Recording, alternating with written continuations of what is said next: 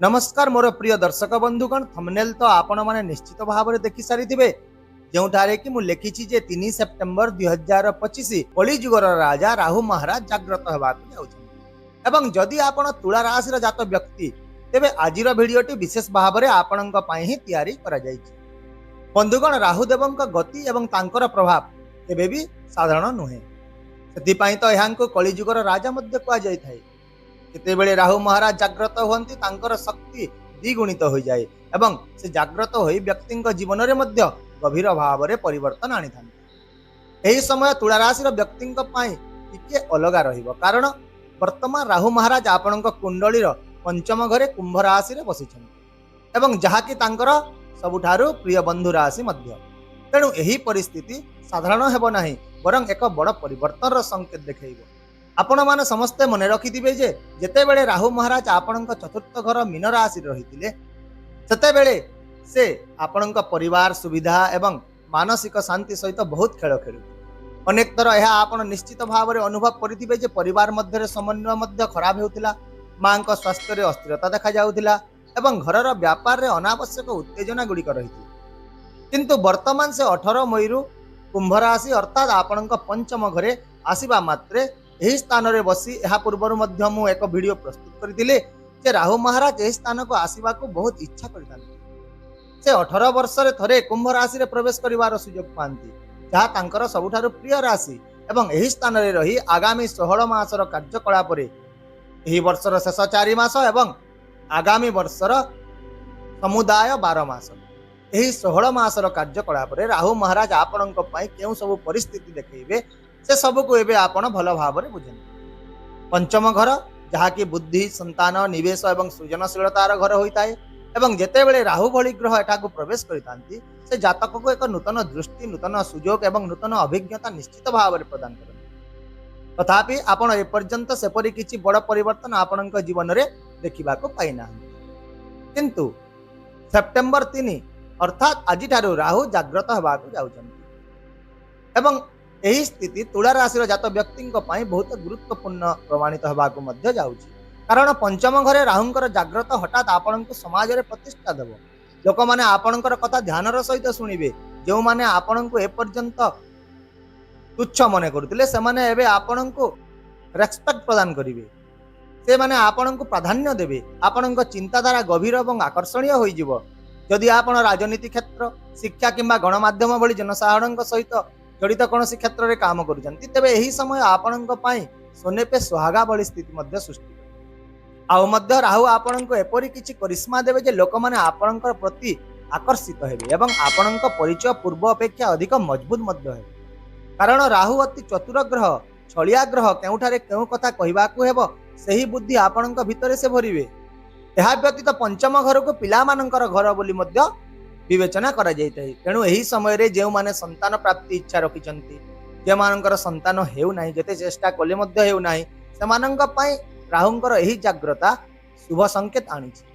एमिति तो अनेक समय रे राहु द्वंद्व मध्य सृष्टि करंती किंतु विशेष भाव रे यही जाग्रत अवस्था रे राहु संतान सह जड़ित मामला रे नूतन आशा एवं नूतन संभावना सृष्टि। यदि पिलाटी शिक्षा क्षेत्र रे संघर्ष करूछि तेबे हठात ताठारे एक नूतन समर्पण एवं ध्यान आसी जीवो।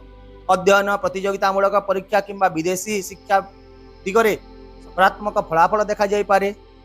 या छड़ा पंचम घर आउ एक अन्य दिग मध्य रही सेटा हला निवेश क्षेत्र बा आकस्मिक लाभ। तेणु जो माने शेयर बाजार जुआ लटेरी किंबा जेकोसी प्रकार रिस्क निवेश सहित जड़ित अछंती सेमानंक पई राहु महाराज को यही जाग्रता एक बड़ भूमिका ग्रहण करबा को जाउछि कारण राहु एक एपरी ग्रह जे कि हठात लाभ दैतांती एवं यही समय आपण को अप्रत्याशित आर्थिक लाभ मध्य देवार संभावना रही। तथापि राहु शॉर्टकट पथ लोभ प्रति मध्य बहुत आकर्षण करिथांती। एही समय रे आपण निजे भाबिबे जे मु जे कोनोसी काम गुडी शीघ्र करिदेबी शीघ्र मो पई जिनिस गुडी को अनुकूल होई जाऊ मु जो काम भी करूची सेतिरे अति शीघ्र लाभ पाइबी एही प्रकार चिंताधारा आपणक मन को राहु देबे एवं यही त्वरान्वित अवस्था आधार रे व्यक्ति चिंता न करी शॉर्टकट पथ परिस्थिति रे अत्यधिक आत्मविश्वास परिस्थिति सृष्टि करी निज हाथ रे ही परास्त होई थाए।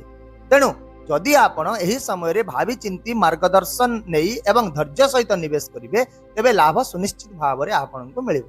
ଏହା ସହିତ ଏହି ସମୟ ଆପଣଙ୍କ କ୍ରିଏଟିଭିଟିକୁ ମଧ୍ୟ ବାହାରକୁ ଆଣିବାକୁ ଯାଉଛି। ତୁଳା ରାଶିର ଜାତ ବ୍ୟକ୍ତି ମାନେ ଯେଉଁମାନେ ଦୀର୍ଘ ସମୟ ଧରି ଏକ ନୂତନ ଆଇଡିଆ, ନୂତନ ବିଜନେସ ପ୍ଲାନ କିମ୍ବା ଅନ୍ୟ ଯେକୌଣସି ନୂତନ କାର୍ଯ୍ୟ ଆରମ୍ଭ ବିଷୟରେ ଚିନ୍ତା କରୁଥିଲେ, ସେମାନଙ୍କ ପାଇଁ ରାହୁଙ୍କ ଏହି ଜାଗ୍ରତ ଅବସ୍ଥା ନୂତନ ଶକ୍ତି ସଞ୍ଚାର କରିବ। ଆପଣଙ୍କ ମନରେ ଏପରି କିଛି ଆଇଡିଆ ଆସିବ ଯାହାକି ବିଲକୁଲ ବି ସାଧାରଣ ହେବ ନାହିଁ। ଲୋକମାନେ ସେଗୁଡ଼ିକୁ ଶୁଣି ଆଶ୍ଚର୍ଯ୍ୟ ହୋଇଯିବେ ଏବଂ ସେଥିରେ ବହୁତ ସମ୍ଭାବନା ମଧ୍ୟ ରହିବ। ଏହାଛଡ଼ା ବୃହସ୍ପତିଙ୍କ ପରି ରାହୁଙ୍କର ଦୃଷ୍ଟି ମଧ୍ୟ ବହୁତ ପ୍ରଭାବଶାଳୀ ହୋଇଥାଏ। ତେବେ ଏହି ସମୟରେ ପଞ୍ଚମ ଘରୁ ରାହୁଙ୍କ ଦୃଷ୍ଟି ଆପଣଙ୍କର ସପ୍ତମ ଘର ଉପରେ ପଡୁଛି, ଯେଉଁ ଘରକୁ ଜୀବନସାଥୀ ଏବଂ ପାର୍ଟନରସିପର ଘର ବୋଲି ବିବେଚନା କରାଯାଏ। ତେଣୁ ଏହା ଆପଣଙ୍କ ବୈବାହିକ ଜୀବନ ହେଲା ବ୍ୟବସାୟିକ ପାର୍ଟନରସିପ ଉପରେ ସିଧାସଳଖ ଭାବରେ ପ୍ରଭାବ ପକାଇବାକୁ ଯାଉଛି। ଯଦି ଏପର୍ଯ୍ୟନ୍ତ ଆପଣଙ୍କ ବୈବାହିକ ଜୀବନରେ ଉତ୍ତେଜନା ଲାଗି ରହିଥିଲା, ତେବେ ରାହୁ ଏଠାରେ ନୂତନ ପରିବର୍ତ୍ତନ ନିଶ୍ଚିତ ଭାବରେ ଆଣିବେ।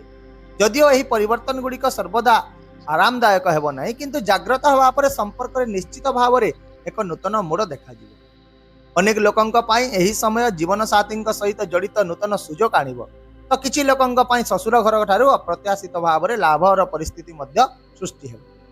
ଏହା ବ୍ୟତୀତ ସପ୍ତମ ଘରେ ଦୃଷ୍ଟି ପଡୁଥିବାରୁ ବ୍ୟବସାୟ ଏବଂ କ୍ୟାରିୟର ଦିଗରେ ମଧ୍ୟ ରାହୁଙ୍କର ପ୍ରଭାବ ସ୍ପଷ୍ଟ ଭାବରେ ଦେଖାଯିବ। ଆଜିଠାରୁ ଆପଣ ଦେଖିବାକୁ ପାଇବେ ଯେ ଆପଣଙ୍କ କାମରେ ହଠାତ୍ ନୂତନ ସୁଯୋଗ ଆସିବା ଆରମ୍ଭ ହେବାକୁ ଲାଗିବ। ଆପଣଙ୍କ ପାଖକୁ ଏକ ବଡ଼ ଟେଣ୍ଡର ଆସିପାରେ, ନୂତନ ଏଗ୍ରିମେଣ୍ଟ ଆସିପାରେ କିମ୍ବା ଆପଣଙ୍କୁ ଏପରି କିଛି ପ୍ରକଳ୍ପ ମିଳିପାରେ ଯାହା ଆପଣଙ୍କର ନାମକୁ ଦୂର ଦୂରାନ୍ତକୁ ମଧ୍ୟ ପହଞ୍ଚାଇବ। ଯେଉଁମାନେ ଚାକିରି କରୁଛନ୍ତି, ଯଦି ସେମାନଙ୍କର ଚାକିରିରେ ପୂର୍ବରୁ ଭୟ ରହିଥିଲା, ବସ୍ଙ୍କ ଦ୍ୱାରା ସେମାନେ ହଇରାଣ ହେଉଥିଲେ କି ମୋର ଚାକିରି ଚାଲିଯିବ କି ବୋଲି ତାଙ୍କ ମନରେ ଯଦି ଭୟ ସୃଷ୍ଟି ହେଉଥିଲା, ଏସବୁରୁ ରାହୁଙ୍କର ଏହି ଜାଗ୍ରତ ଅବସ୍ଥା ଆପଣଙ୍କୁ ମୁକ୍ତି ଦେବ। ଏହି ସମୟରେ ପଦୋନ୍ନତି କିମ୍ବା ଚାକିରି ପରିବର୍ତ୍ତନର ମଧ୍ୟ ଭଲ ସମ୍ଭାବନା ଦେଖାଯାଉଛି। ଆଉ ମଧ୍ୟ ପଞ୍ଚମ ଘରୁ ରାହୁଙ୍କର ନବମ ଦୃଷ୍ଟି ଆପଣଙ୍କର ଏକାଦଶ ଘରେ ପଡ଼ିବାକୁ ଯାଉଛି। ଏକାଦଶ ଘର ହେଉଛି ଆପଣଙ୍କର ଲାଭ, ଇଚ୍ଛା ପୂରଣ ଏବଂ ବନ୍ଧୁ ପରିସର ସହିତ ଜଡ଼ିତ ହୋଇଥାଏ। ଏହି ପରିସ୍ଥିତିରେ ଆପଣ ଦେଖିବେ ଯେ ଆପଣଙ୍କର ଇଚ୍ଛା ଏବେ ପୂରଣ ହେବ, ଆପଣଙ୍କର ଡିଜାୟାର ଗୁଡ଼ିକ ପୂରଣ ହେବ। ଆପଣ ଯଦି ନୂତନ ଘର ନେବାକୁ ଚାହୁଁଥିଲେ, ନୂତନ ଗାଡ଼ି ନେବାକୁ ଚାହୁଁଥିଲେ, ତ ଏହି ସମୟ ସେଥିପାଇଁ ବିଶେଷ ଭାବରେ ଅନୁକୂଳ ରହିବ।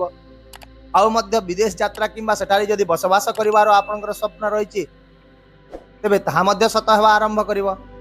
ବିଦେଶ ସମ୍ପର୍କିତ ଯେକୌଣସି କାମ ହେଉ, ଆନ୍ତର୍ଜାତିକ ବାଣିଜ୍ୟ ହେଉ କିମ୍ବା ଜନସମ୍ପର୍କ ଭଳି ପରିସ୍ଥିତି ହେଉ, ଏସବୁ କ୍ଷେତ୍ରରେ ରାହୁ ଆପଣଙ୍କ ପାଇଁ ଏବେ ଅନୁକୂଳ ହେବ।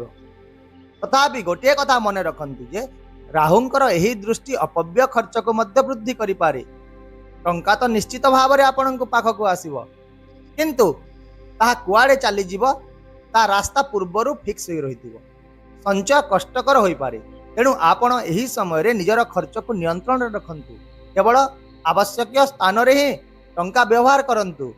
ଯାହା ବି ନିବେଶ କରୁଛନ୍ତି କିମ୍ବା ଖର୍ଚ୍ଚ କରୁଛନ୍ତି, ପ୍ରଥମେ 3 ଥର 4 ଥର ଭାବନ୍ତୁ, ତାପରେ ଡିସିଜନ ନିଅନ୍ତୁ।